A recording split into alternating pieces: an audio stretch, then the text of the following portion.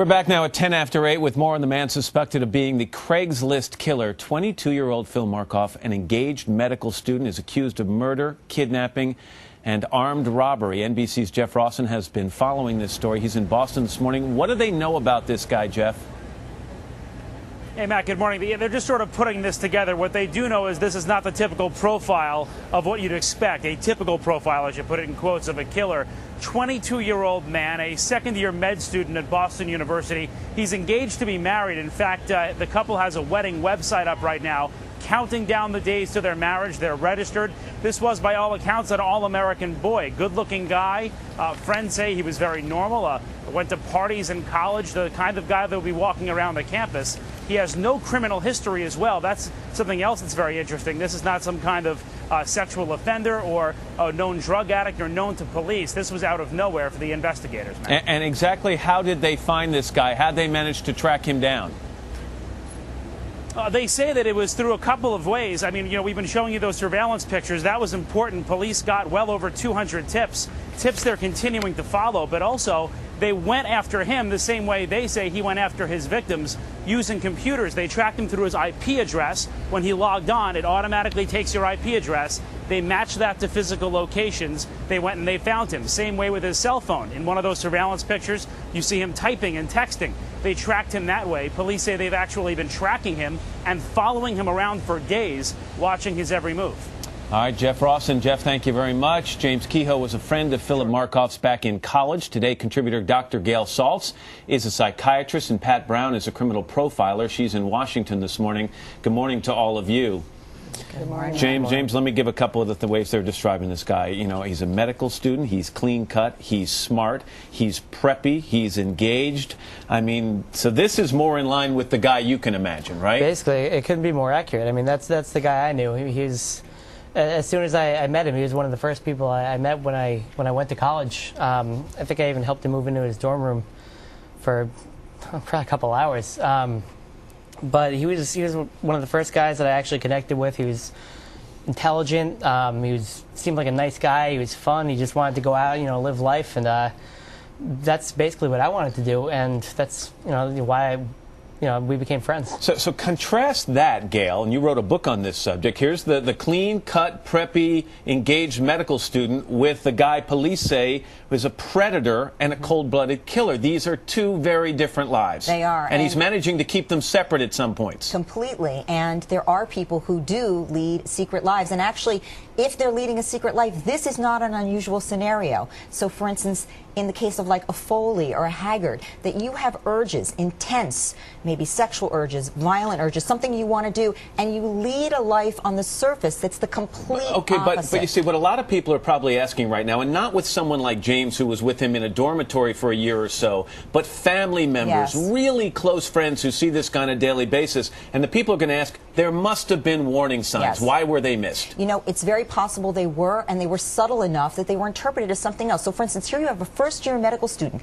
That is an incredibly tough, stressful time in any person's life. He's about to get married. That's a tough, stressful time. So if he appeared anxious, fidgety, removed, isolated, a little odd at times. Well, unless this guy has been doing things like this for 10 years or so, is it safe to assume that something traumatic touched this off?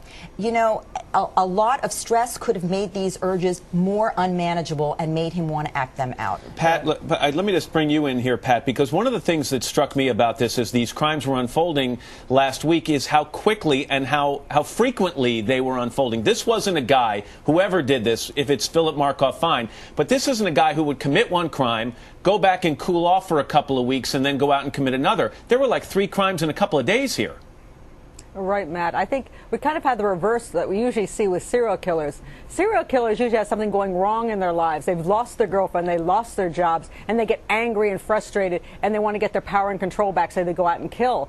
I think this guy's kind of the reverse.